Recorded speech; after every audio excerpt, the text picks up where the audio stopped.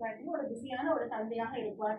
அதே மாதிரி நம்ம அம்மாக்கள் இப்ப அந்த கதையில அறிவியல் ஆராய்ச்சி பண்ணிட்டு இருந்ததா போட்டிருந்தோம். ஆனா நம்ம வீடுகள்ல நம்ம யாரும் அறிவியல் ஆராய்ச்சி பண்றது இல்ல. ஆனா நம்ம பண்றது நம்ம கையில் இருக்கிற அந்த அலைபேசி சாதனத்திலயோ இல்ல தொலைக்காட்சியிலயோ எல்லாருமே அதிகமான நேரத்தை செலவிடுறோம், பிஸியா இருக்கும். ஸோ அப்போ நம்ம குழந்தைகளுக்காகவோ இல்ல நம்ம பாட்டியா இருந்தோம்னா நம்ம சிறு குழந்தைகளுக்கான நேரத்தை கொடுக்க தவறுறோம், அம்மாவா இருந்தோம்னா தவறுறோம், நம்ம கணவருக்கான நேரத்தை தவறுறோம்.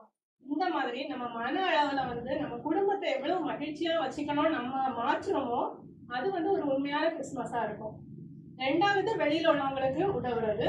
முதல்ல நம்ம குடும்பங்களை ஒரு திருக்குடும்பமா மாற்ற நம்ம முயற்சிச்சோம்னா அந்த கிறிஸ்துமஸ் ஒரு இனிமையான கிறிஸ்துமஸா இருக்கும் அப்படிங்கிற கருத்தோடு முடிக்கிறேன்.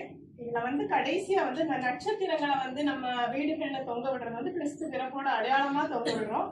அது மாதிரி நம்ம உள்ளங்கள்ல நிஜமாகவே கிறிஸ்துவ இறக்க வைத்து அந்த கிறிஸ்துமஸ் அப்படிங்கிறது அடுத்தவங்களுக்கு கொடுக்கறதுல மட்டும், அதாவது பொருள் அளவுல மட்டும் கொடுக்கறது இல்லாம நம்ம அன்பை அள்ளி கொடுக்கறதுல, நம்ம பக்கத்து வீட்டுக்காரங்க செய்த தவறுகளை மன்னிக்கிறதுலையும், நம்ம full of love and affection அவங்களுக்கு எந்த அளவுக்கு நம்மளால கொடுக்க முடியும். யாரோ தெரியாத ஒரு ஆசிரமத்துக்கு உதவி பண்றதும் நல்ல விஷயம்தான்.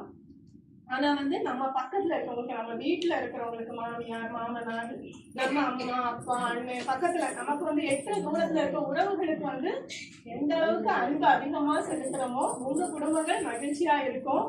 அதே மகிழ்ச்சி நம்ம எல்லா உலக அளவுல பரவும். இதுதான் கிறிஸ்துமஸ். எல்லாருக்கும்